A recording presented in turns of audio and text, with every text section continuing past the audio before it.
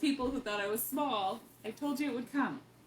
So I'm gonna make oat waffles, gluten-free, and they're gluten-free just because I've got this certified gluten-free, and then and Trader Joe's is one of my favorite places to get gluten-free oats because they're very affordable. It's like $2 a pound.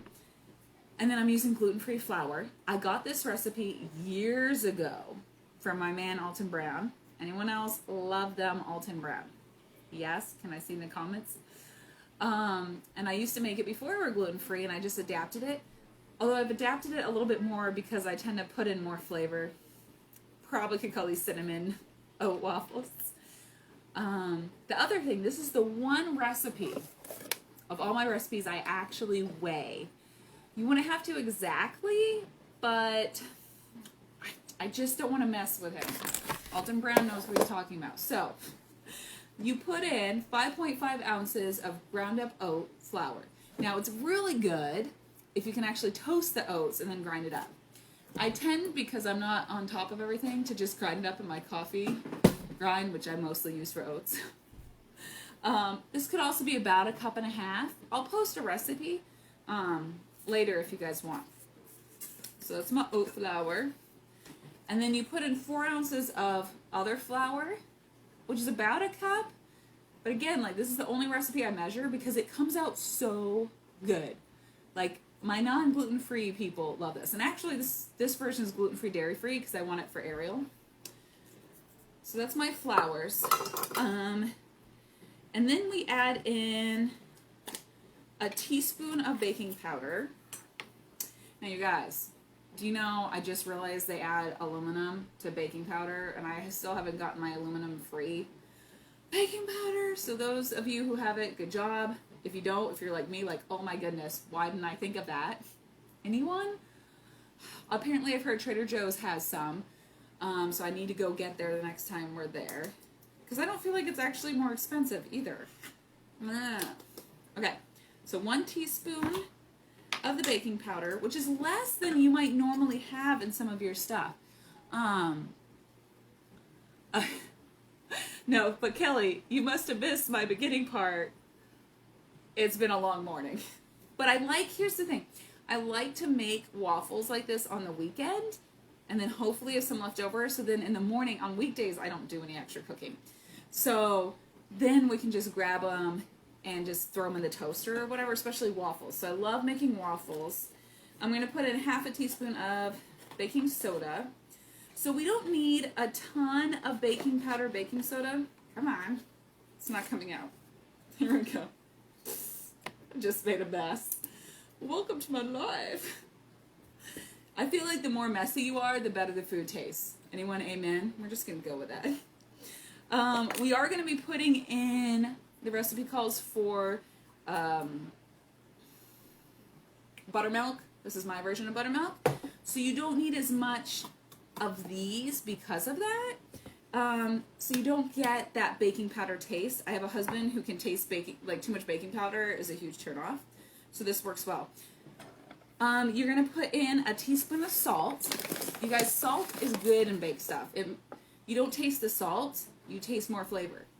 So I got my flavor in there. And then, this is where I ad-lib. I put in a bunch of cinnamon. So you guys, this is the good cinnamon from Amazon. And this is the real stuff here. So it tastes great and it's good for you. Y'all, I put in a good tablespoon. Yeah, maybe a little more sometimes. Because me and Ariel really like our cinnamon. We do. So that's my dry goods. So it's the flour, baking powder, salt, cinnamon. I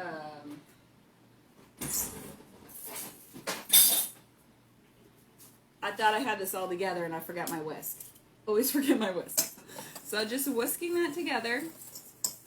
And then we're going to do our liquids, right?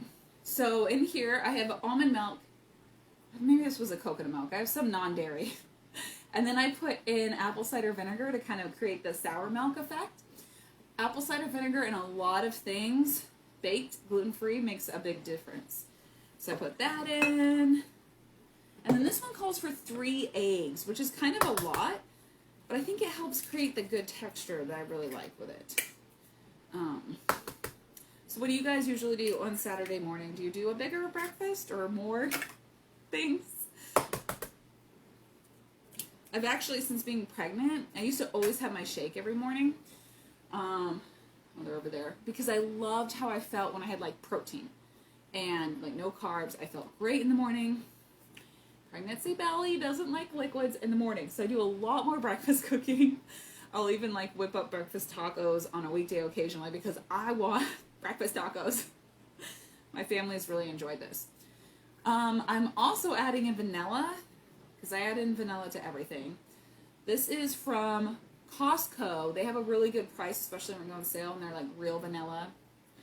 Ryan's always getting on me because he hates fake vanilla. I'm like, well, whatever. So about a teaspoon, but you can be generous if you want. This will make quite a few waffles, not like thousands, but quite a few. And then for sugar, so you can add 2 tablespoons of sugar. I'm actually out of white sugar. We need to add that to the Winco list.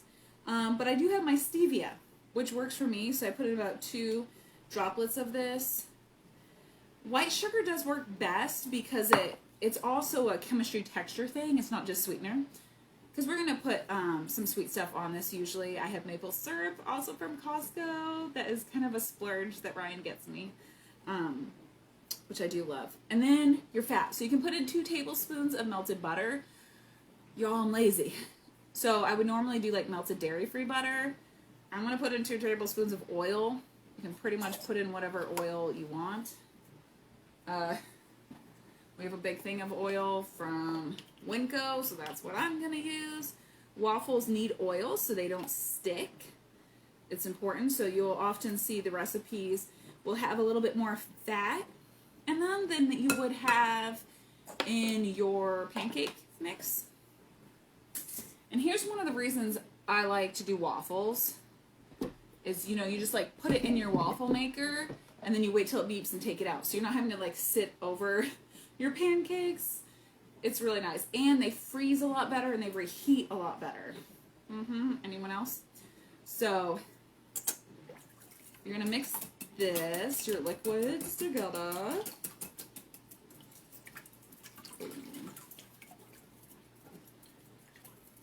I know, I'm amazing, right?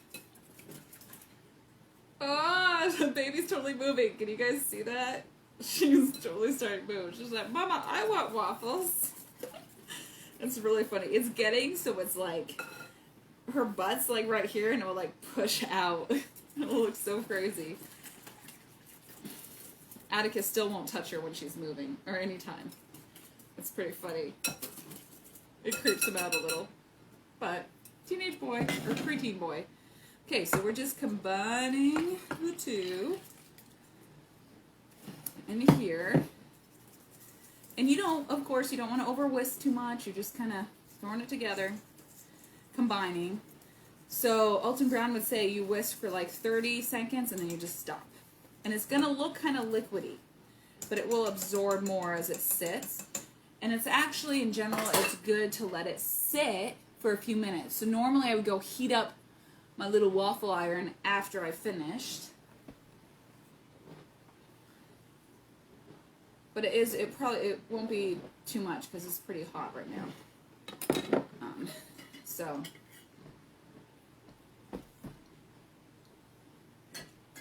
I used to have one of those awesome waffle makers. What are they called, Ryan? The you know, the deep ones, like at hotels. But then that one broke after like 10 years, so it did good for us. But now it's gone. Sad story. Okay, so you want to make sure your waffle iron is hot, because if it's not hot, it's much more likely to stick. Boo.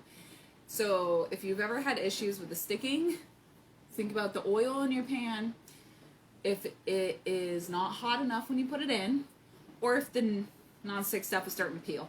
And if it's starting to peel, toss it, because that is when you have a higher chance of getting chemicals in your food that are cancer causing. So you want to have it gone, unless you have like a really cool like cast iron waffle thing, which I want to see if you do, because that would be really cool. Okay, so I totally don't have the official waffle scoop. Anyone else lose those? Yeah, I don't have mine. Ooh. See, I opened up and steam comes out. That's got to be good. So this batter will be a little bit more runny. But it's going to taste so good. I'm telling you guys, like, I only make this recipe for waffles. It's the best. So if you're not gluten-free, if you're not dairy-free, you just use regular oats and regular flour and regular milk, and it is amazing. I will say I do kind of miss milk in this recipe more than I miss the gluten-free flour, because the fats and sugars that are in milk, like if you get good buttermilk or you use the whole fat milk, are really good. But the cool thing is, if you have time during the week to make a bunch of these, then you throw them in your freezer and you have stuff way better than just what you get at the store, way more filling, tastier, more flavor, all those good things. But if you don't have time, that's okay too. Like, do you, mama? It's okay. But just toss this. So we're pretty much, I really want you to see though the end product, because I just get really excited about it. But does anyone else have a favorite Saturday morning recipe? Especially one that I can adapt to be dairy free, because I would love to know. I need to do some more stuff with eggs. We do some my tacos, breakfast tacos, which is like scrambled eggs and some sausage, and then my tortillas, corn tortillas. It's very good. I know it's crazy. So, anyway, we'll let this cook for a minute. Let me know how you're doing. Maybe I'll just post a picture at the end. I don't want to take up too much time, although I could sit here and talk forever because the kids are actually quiet. It's like a miracle, right? So, okay, guys. Well, you guys have a lovely Saturday, and be looking below for the picture of how delicious this waffle is, and I'll talk to you guys later.